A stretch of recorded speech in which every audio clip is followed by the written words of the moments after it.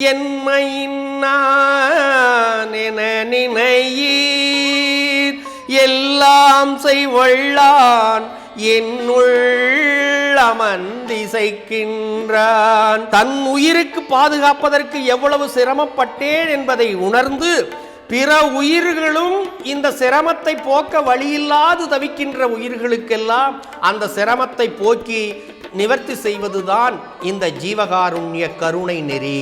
ஆன்மா அழுகாது புலம்பாது, ஆனால் அனைத்தையும் அது பெறும். அருட்பெருஞ்சோதி ஆண்டவர் கொடுக்கின்றார், அதனை பெற்றிருக்கின்றேன் என்ற நிம்மதியோடு கூடியிருக்கும் அனைத்தும் அதற்கு கிடைக்கும். எப்படி ஆழ்கடல் அமைதியாக தண்ணீரையே நோக்கி இருப்பதனால் அங்கு ஆழ்கடலாக இருக்கின்றது, அமைதியாக இருக்கின்றது. அதை போன்று இந்த ஆன்மாவும் அருட்பெருஞ்சோதி ஆண்டவரை நோக்கி இருக்கும் போது அமைதியாக இருக்கின்றது. ஆன்மா அமைதி.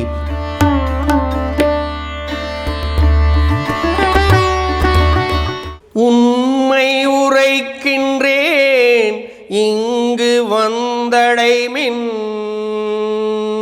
உலகி உரையிதனில் சந்தேகித்து உளறி வழியாதீர். என்மையின்னான் என நினையீர் எல்லாம் செய்வள்ளான் என்னுள் அமர்ந்திசைக்கின்றான். இது கேண்மின் நீவே தன்மையோடு சுத்த சிவ சன்மார்க்க நெறியில் சார்ந்து விரைந்தேருமினோ சத்திய வாழ்வழிக்க கண்மை தரும் ஒரு பெருஞ்சி கடவுளென புகழும் கருணை நிதி வருகின்ற தருணமிதுதானே.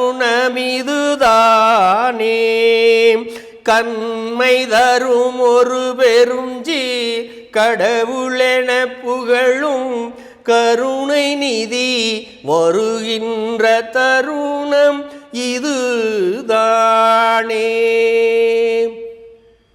வள்ளல் பெருமானார் அவர்கள் அருட்பெருஞ்சோதி ஆண்டவர் கருணை வடிவமாக, கருணையே நிதியாக அளிக்கின்றவராக இருக்கின்றார். அவர் இந்த மக்களையெல்லாம் கடைத்தேற்றுவதற்காக சுத்த சன்மார்க்க நெறி, சிவநெறி, சிவநெறி என்பதும் சுத்த சிவ சன்மார்க்க நெறி என்பதும் சன்மார்க்கம் என்பதும் இவையெல்லாம் ஓரொரு படித்தரங்களிலே இருந்து மேலேறி வருகின்ற ஒரு நிலைதான்.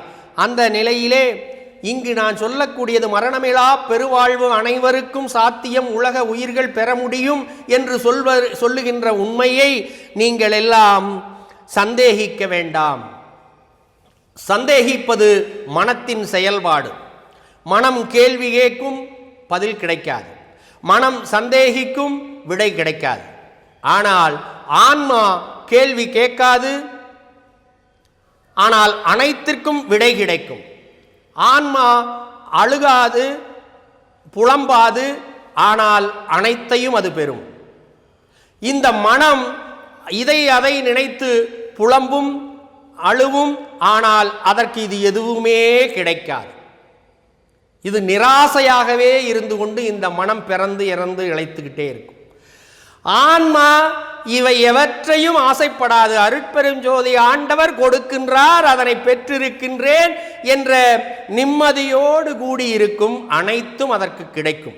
அந்த அனைத்தும் கிடைக்கின்ற அருள் வாழ்வை அளிக்கக்கூடிய ஆன்ம நெறியை நீங்கள் எல்லாம் உணர வேண்டும், அதன் வழி நீங்கள் நடக்க வேண்டும் என்பதற்காகத்தான் இந்த பாடலிலே நம்மை எல்லாம் அழைத்து மகிழ்கின்றார். சத்திய வாழ்வு அளிக்க இறைவன் தயாராகிவிட்டார். நீங்கள் அசத்தியத்திலே வாழ்ந்து வருகின்றவர்கள் அசத்தியத்தை விடுத்து சத்தியத்தை நோக்கி வாருங்கள். கருணை தருகின்ற கருணை நிதியாக இருக்கின்ற அருட்பெரும் ஜோதி ஆண்டவர் உங்களுக்கு வேண்டியதை வேண்டியவாறு அருளி மரணமிலா பெருவாழ்வில் தன்னை இணைத்து கொள்ள தயாராக இருக்கின்றார். நீங்கள் எல்லாம் இந்த சுத்த சிவ சன்மார்க்க நெறிக்கு வாருங்கள் என்று நம்மை கூவி அழைக்கின்றார் வள்ளல் பெருமான் அவர்கள். சொல்லுங்க ஐயா. இப்போ இந்த கருணை நிதி ஆமாம் அப்படின்னு ஒரு வார்த்தை சொன்னீங்க. ஆமாங்க. அதை பற்றி கொஞ்சம் சொல்லுங்கய்யா. ஆமாம். அருட்பெருஞ்சோதி அருட்பெருஞ்சோதி தனிப்பெரும் கருணையே அருட்பெரும் ஜோதி என்று மகாமந்திரத்தில் வள்ளல் பெருமான் அவர்கள் சொல்லியிருக்கின்றார். இந்த உலகத்திற்கு ஒருவரிடத்திலே தயவு ஏற்பட வேண்டுமேயானால் அந்த இறைவனுடைய கருணை நமக்குள் இருக்கின்ற பொழுதுதான் அந்த ஜீவ தயவும் கூட ஏற்படும். அப்போ இந்த ஜீவ தயவு கருணை என்பது என்னவென்றால் தன் உயிரை பாதுகாக்க வேண்டும், தன் ஜீவனை காருண்யம் செய்து பாதுகாத்து கொள்ள வேண்டும். ஆனால் இது தன் உயிரை பாதுகாப்பதோடு இல்லாது தன் உயிருக்கு பாதுகாப்பதற்கு எவ்வளவு சிரமப்பட்டேன் என்பதை உணர்ந்து பிற உயிர்களும் இந்த சிரமத்தை போக்க வழியில்லாது தவிக்கின்ற உயிர்களுக்கெல்லாம் அந்த சிரமத்தை போக்கி நிவர்த்தி செய்வதுதான் இந்த ஜீவகாருண்ய கருணை நெறி, திருநெறி, அருள் நெறி, நன்னெறி. ஆக கருணை என்பது தன்னிடத்திலே உருவாகி தன்னிடத்திலே மலர்ந்து உலக உயிர்களிடத்திலே விரிவடைந்து ஏகமாக இருப்பதற்கு பெயர் கருணை. தனக்கே வைத்துக் கொள்வதற்கு பெயர் பேராசை. ஆனால் அனைவருக்குமாக கொடுப்பதற்கு பெயர்தான் கருணை. நன்றியா. இப்போது மனதை அந்த அந்த அலைகள் ஆமாம் அதை தூற்றி விடுறது யாரு, எதுங்கய்யா?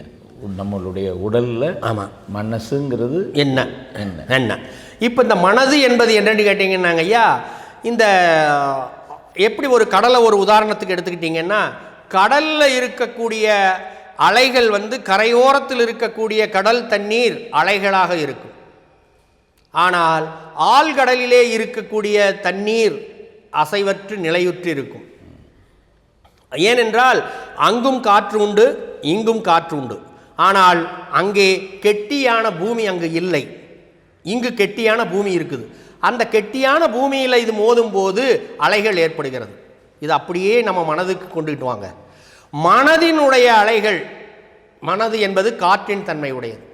அப்போ இது அலை வேகம் எப்படின்னு கேட்டிங்கன்னா, இந்த புற உடம்பு ஸ்தூல உடம்பை ஆட்சி செய்வது தான் மனம்.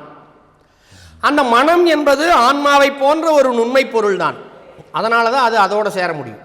ஆனால் ஆன்மா நுண்மை பொருளாக இருந்தாலும் அதிநுண்மையான அருட்பெருஞ்சோதி ஆண்டவரை நோக்கி இருக்கும். ஆனால் எப்படி ஆழ்கடல் அமைதியாக தண்ணீரையே நோக்கி இருப்பதனால் அங்கு ஆழ்கடலாக இருக்கின்றது, அமைதியாக இருக்கின்றது. அதை போன்று இந்த ஆன்மாவும் அருட்பெருஞ்சோதி ஆண்டவரை நோக்கி இருக்கும்போது அமைதியாக இருக்கின்றது, ஆன்மா அமைதி. ஆனால் இந்த மனம் அலையாகப்பட்டது, பூமியை நோக்கி வருவதை போன்று இங்கே மனமாகிய இந்த புற உடம்பாகிய ஸ்தூல உடம்பை அது மனம் ஆட்சி செய்வதனால்தான் இங்கு மனதிற்கு அலைகள் ஏற்படுகின்றது. இந்த மனதை மடைமாற்றம் செய்ய வேண்டும். ஸ்தூல உடம்பை ஆட்சி செய்கின்ற இந்த மனதை மடைமாற்றம் செய்து உள்ளே இருக்கின்ற அருள் உடம்பை எப்படி ஆன்மா பாதுகாத்து வருகின்றதோ அந்த நிலைக்கு இந்த மனதை மடைமாற்றம் செய்ய வேண்டும் என்பதற்காகத்தான் மனதை அலைபாய்கின்றது என்றும் ஆன்மாவை நிலைத்திருக்கிறது என்றும் கூறுகின்றோம் ஐயா. நன்றி. ரொம்ப அருமையான விளக்கம்.